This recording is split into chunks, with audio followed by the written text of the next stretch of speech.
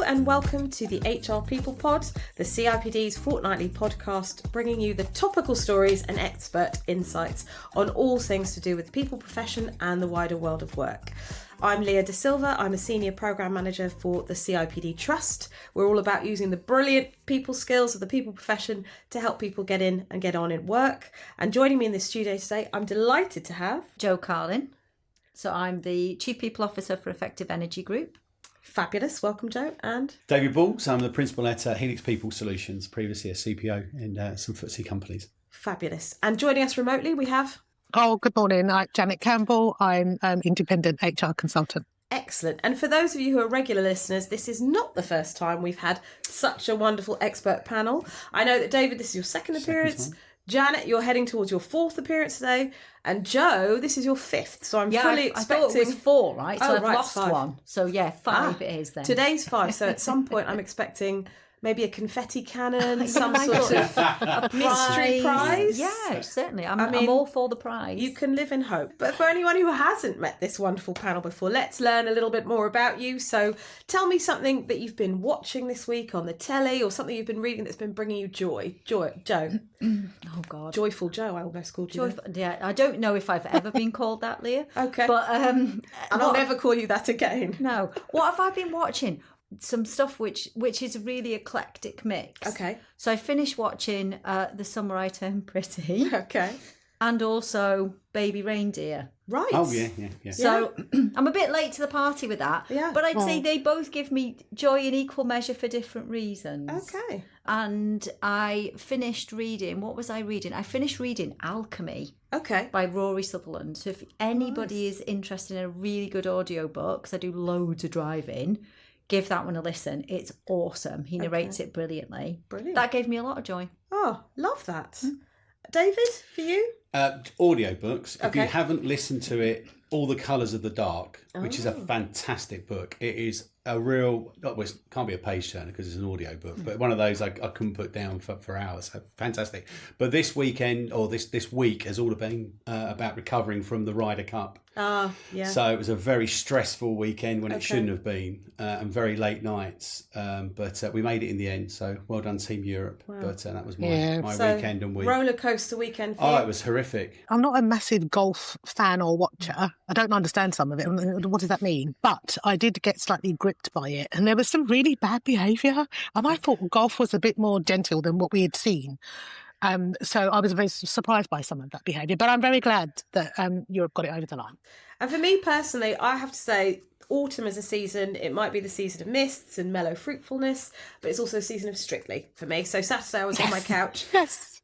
And I did think when I was watching it, because I've had the pleasure of getting to know you 3 titans of the profession, because you all donate all your expertise as mentors for the CIPD Trust on the Aspiring HRD programme. And stay with me on this. I think it's quite a clear link with what you do to the Strictly pairings. Because if you think about it, you are experts helping people who want to aspire to be an HRD and are underrepresented find their sure footing, overcome their imposter syndrome. You see where I'm going with this, really. Yes. Lovely, beautiful, tenuous link. Isn't it? A smooth link, I think. Very smooth. So 2 things. One, yay for Strictly. I'm a Strictly girl as well, so love it. It's a great Saturday night viewing. You have to have a glass of wine and some nibbles and sit down and lock in. So it's brilliant. But in terms of things to read, I wanted to give a shout out for Kennedy Ryan. I don't know anyone. But anyway, so I'm just about to read the 3rd in her Skyland series called Can't Get Enough.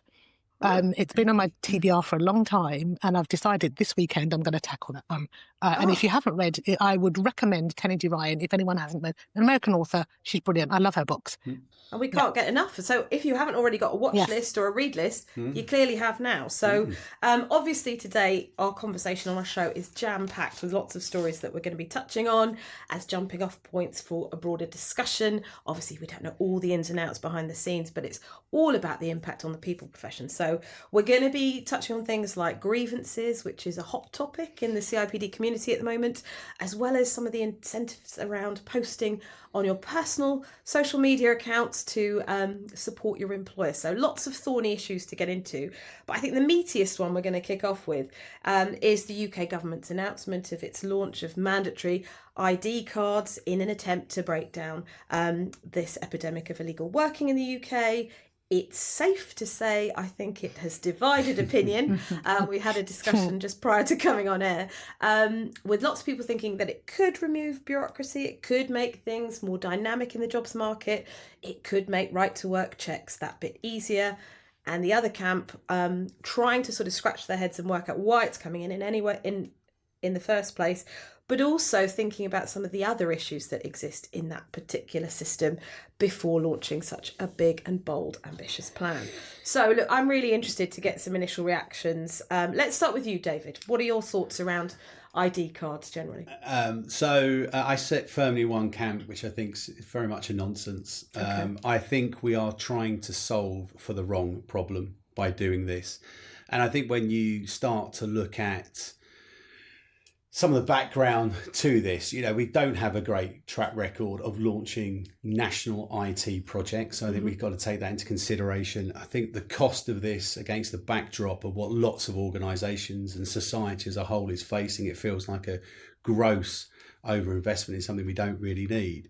And then when you move to the actual problem itself, what are we solving for here? I think something like 80% of the population have passports, which is more than enough for us to make like right to live and work checks. Beyond that, for people who need visas, there's means and ways of dealing with that. We should face into that if that needs streamlining and sorting. And the final point being around the black market, which somehow is the bigger issue here. Well, this doesn't even come into the equation because there will be ways to get around that. So, notwithstanding the bigger issues around access to people's data, it's put on a central database. Look, we give Google, Amazon, et al. Our data every day, so I can't get too hung up on that. But I just think it just feels like a gross waste of time, and there's better ways we can address the problem through existing methodologies by just focusing there. There's not really much, David, that I would disagree with on that. And I, as you were talking, I was thinking it's like the reverse of the saying sledgehammer to crack a nut. It's like the reverse, right? We're taking a nut to the sledgehammer. I'm a bit like you, David. I'm really not clear on what we're trying to solve with it. It almost feels like, when you're doing the impact effort matrix at work and you have that bucket that says, oh, it's nice. It's nice to have. It's not really going to solve anything, but it's going to take a lot of effort. So we'll perhaps just put it in the bin it box. It feels a bit like that. I think it almost feels like we had to come out with something to tackle this, what is a recognised issue, right? It's a recognised issue. But like you said, vast majority of the population have a document to say, I have the right to work. If I reflect on the HR community, and is it going to make it easier or harder? I think it's not going to make any difference, right? Yeah. I think it's going to have a net nil effect. Okay. For a lot of money, when that money can be spent very much elsewhere. Yeah. I think it's not solving the problem, the real issues that are happening at the moment in the country for people. So I'm kind of left scratching my head, and I've asked lots of people, right? I straw polled it. Brilliant. It was a small straw poll, but it was a straw poll still nonetheless. Fresh data, so that's fresh useful. data, right? And I would say that, I think I used the term, it was polarised view. If I'm being really honest, it's polarised to one end. So I think the terminology polarised is probably... It's perhaps misused. It's incorrect, right? It's a misuse of the term. I haven't yet to find anybody that says, this is a wonderful idea. You never know, right? Stuff might come out in the next year or two. Because didn't they say by 5 years? Yeah.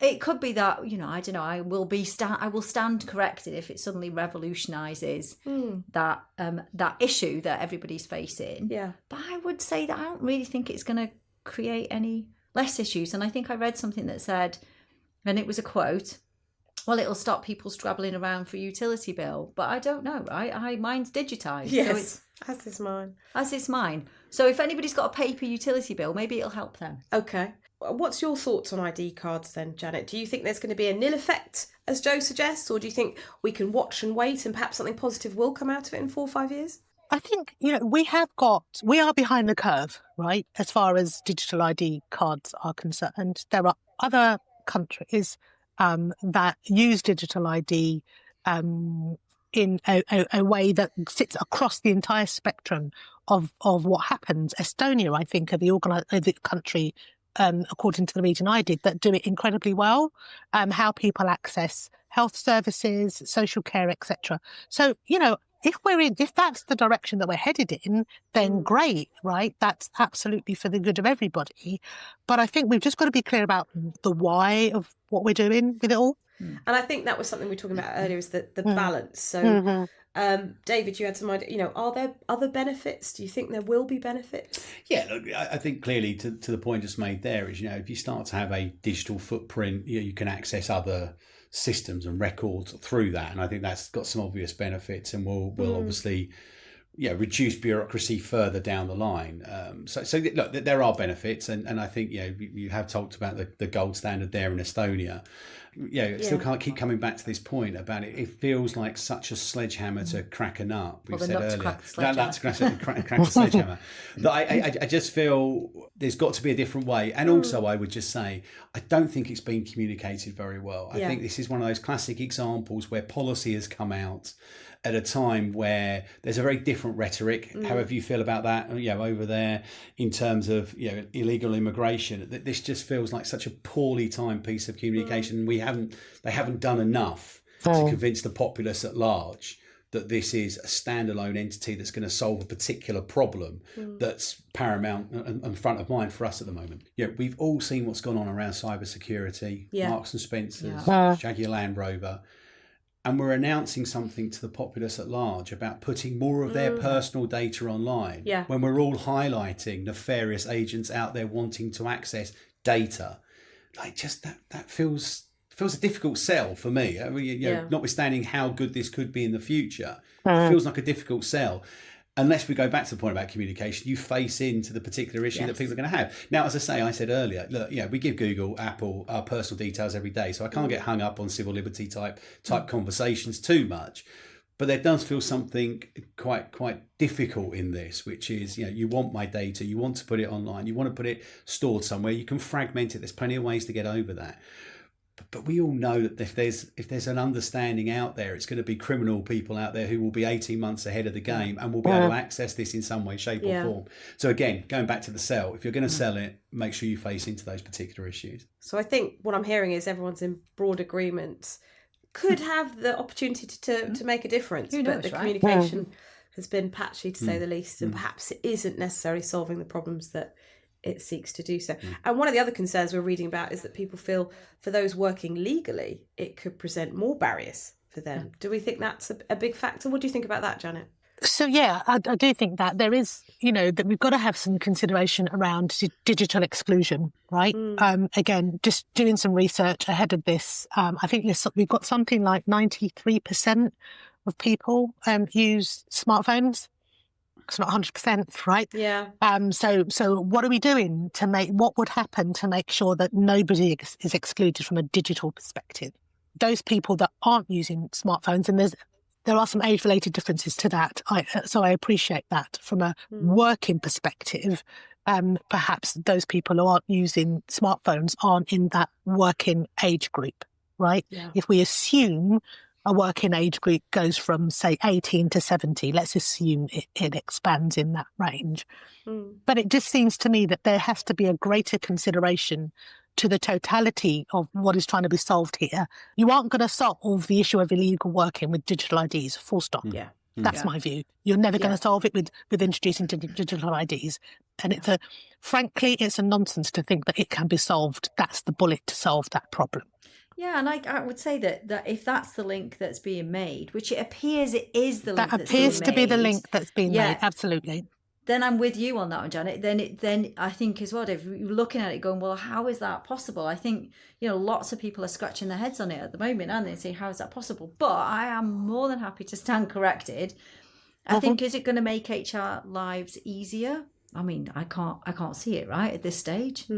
I can't see it. I think a fully digitized anything may well make it easier, right? But that's not necessarily ID cards. I mean, our passport details are held digitally, let's be honest. The DVLA, your driver's license is held digitally. Tax records are held digitally. Yeah. So there's an element that says a lot of else? our NHS medical records are now held digitally. So, do you know what I mean? So, anyway. No, I agree.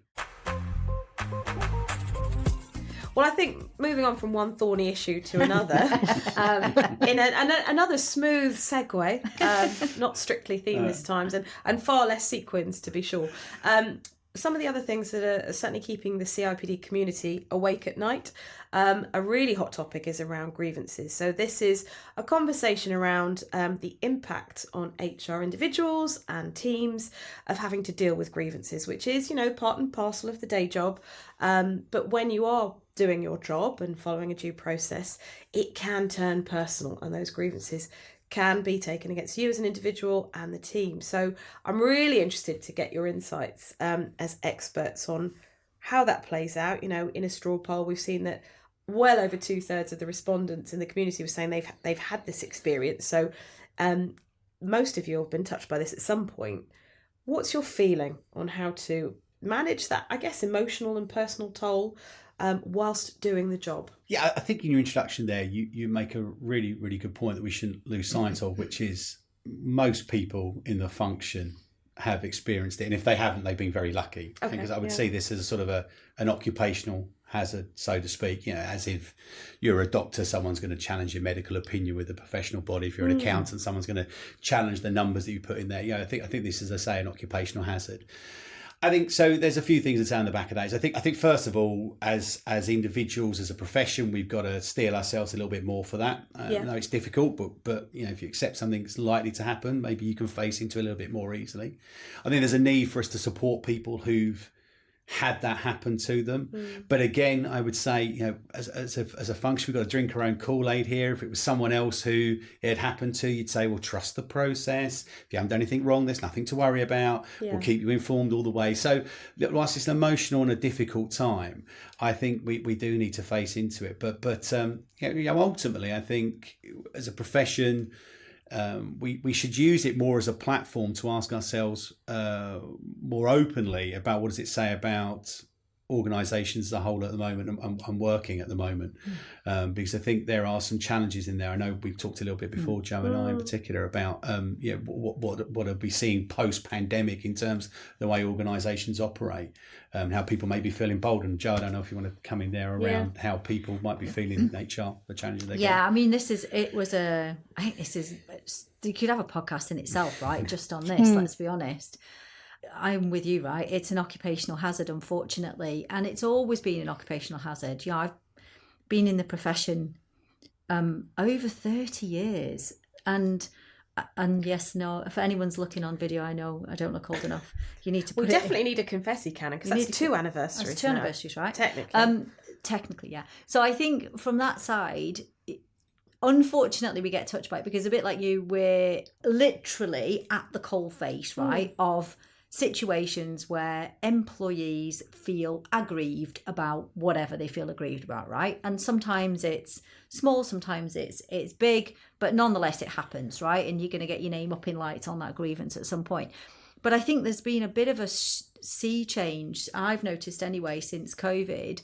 People are more emboldened, feel a little bit more entitled to have a go, right, at HR in general. And it's not necessarily the grievance. And I wonder whether some of this is just around the general people feeling aggrieved. So even before they get to grievance, we've become this, I think HR is becoming this kind of punch bag for anything and everything that might be happening in a workplace that people are not happy about. Right. Whether or not it fits within a grievance is almost not relevant anymore. It's kind of this general, I don't like it, I'm going to have a go at you, right? And I'm being grossly generalising, right? But I imagine there's lots of nods generally when people are hearing this. And it's a really tough environment. And I know we hear that a lot, right? And it is. I think HR is not for the faint-hearted. And I remain to say this, but it remains one of the most rewarding careers I think anybody can ever have. What I would say is it's becoming easier for people to do that. I think there's less face-to-face interaction, and I am a huge advocate of hybrid and flexibility, but the unintended consequence of that is sometimes if you're having a grievance hearing, or if you're having a difficult meeting with an employee, and you're doing it on Teams, right? It's much easier for somebody to be aggravated with you or with the situation and you're in the firing line if you're not sitting in the room with them. And I think that's not helping. I think also what's not helping is HR professionals are not necessarily getting all of the right skills that they need at all the right time coming into that profession. We've got to be so resilient, right? And I know that's an overused word, right? Like HR burnout is a term that's getting bantered around on social media at the moment. But I actually think that's always been the case. It's just that it's ramping up a bit because, like it or not, our teams are getting a bit smaller. There's not necessarily as much face-to-face interaction. There isn't necessarily as many kind of coffee conversations, as I would call them, to say how you're doing, how you're feeling. So then we're sort of sat in this bubble, and you've got all of these different macro factors affecting it. And then if you're in an organisation where you are it for that organisation, of which there's a growing number of HR people, it's really lonely. So I get it. I get why it's a huge topic at the moment, because where do you go, right? If you are, how do you say no, right? Back to your point, how do you basically stand up and say, actually, this is not acceptable. I'm not going to have you behave like this with me or with my team. Yeah. And do you agree with that, Janet? I mean, hopefully you're not aggravated with us because you're remote. She will not later, right? When she raises her grievance against you, Leah. Yes. So I think I can't disagree with anything that Joe or David have said again. So there are a couple of things, right? So that I would add to that. We are not immune, right? As somebody in the profession, I've had a grievance raised against me before. I say it with a smile now, but when it happened, however many years ago it was, I was devastated. Even though I knew I did nothing wrong, and I wasn't even part of the issue that this particular employee had, they were hell-bent determined to raise the grievance, and it was a very, very difficult time. And you do have to dig into your deep wells of resilience. You have to reach out to your village, whether that's internal within the organisation, external from the organisation. You have to reach out to those people to help to support you through it. And you do have to trust the process, right? Yeah. Especially if you know you've done nothing wrong. But we are not infallible. We do get things wrong. And I do think it's important that when a grievance has been raised against somebody in HR, whether it's ourselves or other people in our team, that we have a proper and thorough process. And if we have done something wrong, or we haven't followed a particular process, or we missed a step in something, or our communication was not as clear as it ought to have been, we need to acknowledge that. Because sometimes people just want to be heard, right? Even if there isn't necessarily a particular thing that's wrong, sometimes, I think to Joe's point, people are just aggrieved generally. Yeah. And it's very easy for the HR function to represent the face of, to be the face of the organisation. So I've got no one else who I can raise this thing with. So you're gonna be the brunt of it, because you're the one that's following a process or whatever. Yeah. So, but I think that it happens. It goes with the territory. When it happens, we've got to think about what's the support that the person who's in the eye of the storm needs. Because sometimes, especially the first time it happens, as an HR person, the first time it happened to me, it only happened once actually, but it was bad enough. I wouldn't want it to happen again. That's the first time you've been the subject of your own process, right? Mm-hmm. Yeah. And that can be a very scary place, because you never expect to be subject to your own process. Can I just add something in there about please. this isolation point, which I think is quite interesting, which is first of all this piece about being the face of the organisation and facing into the problems and dealing with them. And I think people can feel isolated in those situations as good people professionals. So to your point, Joe, I think you've got to ask yourself what can you influence in those situations, and what am I prepared to put myself into the middle of, and what am I prepared to do something about? Because there are clearly going to be consequences if you put yourself in a position that you can't handle and to deal with. So I think the point I'm trying to make there is it's okay to say no some of these times, or I'm not that person that can deal with your issue for you. I think that's fine. I think the second thing is what's very interesting, and I'm not a clinical psychologist by any stretch of the imagination, but what I do understand about those situations is those individuals have to talk to a peer, because they are going through very challenging conversations, and the amount of emotional drain it will have on them as individuals, they are expected to share with someone else. So you don't internalize that. And I think that's an interesting thing for the HR function, which is I don't really see, notwithstanding we might send them to our own EAP or ask them to go and talk to another colleague. I don't think we put some structures around these individuals that when they are being asked to deal with what can be quite difficult circumstances beyond what might be a professional grievance, but personally what people will share in the work context as well, which they're going to hear and have to deal with. They're not clinical psychologists. They aren't equipped to do this, but we also then don't put anything around them for them to go away and say, well, I heard this today, or this is what I've been put in the position of. And so I think we should ask ourselves a question in the more senior community is how do we create the space for those individuals to talk about this or to share it, confidentiality obviously being applied, but to share it and to be able to then cope with the situation. Yeah, it's a really good point actually, because going back to your point, Janet, about the village situation, that you got to reach out to your village. But I actually think, I mean, I'm not in disagreement, but you're right, because I think there is shame attached to it, right? Let's be really honest. There's some real human deep emotions when you're the one that has the process kind of reversed and you're looking inwards. And I think it is a good idea. But where do you go, right? So when you're in your peer group, where do you go? Where do you go when you're faced with something like that? If you are a coach and you're doing lots of exec type coaching and you're operating that space, you usually have coaching circles, right? That's what happens. Because you're hearing and experiencing things. So there is something, and I guess it's an idea to take back to the CIPD. Leah. There is something to say. How can we create some of this space with peer groups, particularly for individuals who are in these kind of very maybe standalone roles, right? Really isolated type roles, because we can't stop the flood of aggrieved individuals, right? It's not going to happen. And is it likely to get more and worse? Probably, right? Probably with the some of the macro factors that are happening in the country at the moment. So where do we go? I think the few lucky ones like us, we probably have some great networks around us, but there'll be a whole heap of people that don't. And so it's about saying it, because you've got to expose yourself, right, emotionally in that space to say and be vulnerable. And that's a really tough ask. And I'm wondering whether that's part of the reason why as well there's such a lot of chatter about it. So we can't solve for it, right? But we can help people deal with it better. And so the power of the network is key to Janet's point there. So finally, our last topic of this particular programme, it's all about use of social media. Now, I think it's fair to say we all agree it's not unreasonable for businesses and employers to hope that their staff will post positively about their experiences working for those organisations. But the dilemma we're seeing in the community is, how does that translate when employers are potentially looking to incentivise people using their personal accounts to talk up their company? So this is a pretty thorny issue. We've touched on social media. What do we think about this one, Jo? Oh, I love this topic.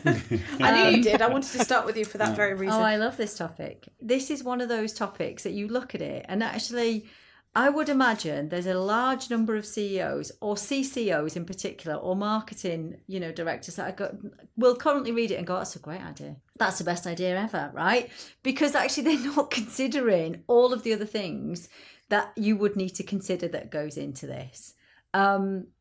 And I think we got into a really great debate around, well, what do you do? Do you deduct for grammatical errors, right? What about if you only get 5 likes? Does that matter? Is there do you get an extra kicker, right, if it goes viral? So I think all of those things are really valid, and actually is utter nonsense, right? You would just not do this in a normal practice. That being said, I think there is a piece around social advocacy, generally when you're building your employer brand and things like that. But you would want someone actually qualified, right?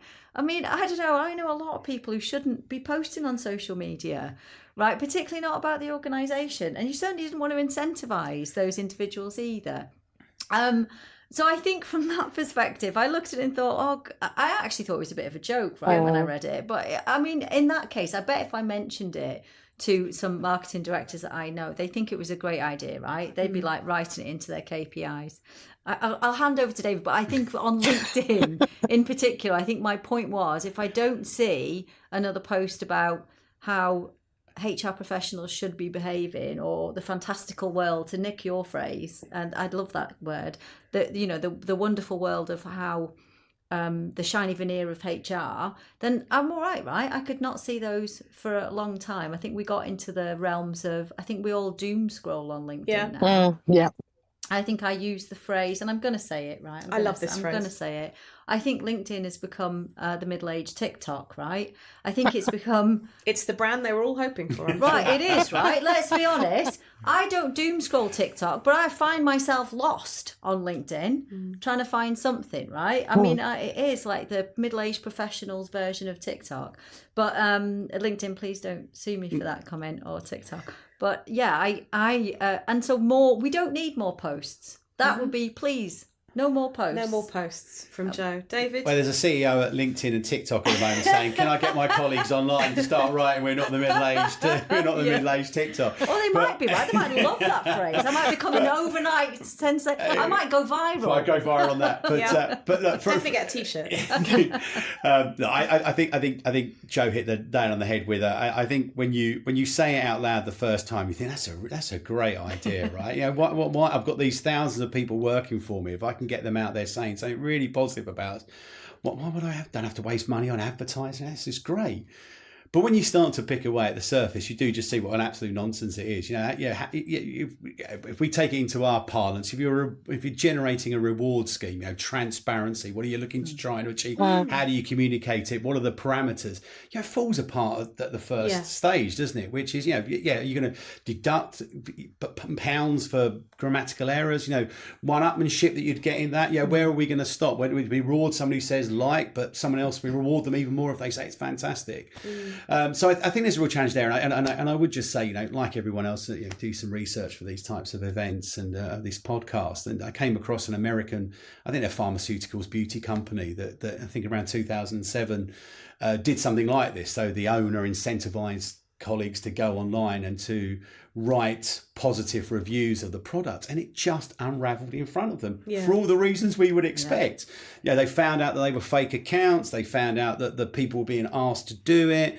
The consumers said this is a nonsense. We don't believe anything you're saying anymore. Competition type authorities get involved and say you're advertising your product and these are spurious remarks that are being made, and I just think organisations, if they want to do this, will very quickly fall into the same trap and unravel. And Janet, from your remote base, are you liking this conversation? Are you loving it? Are you resharing it?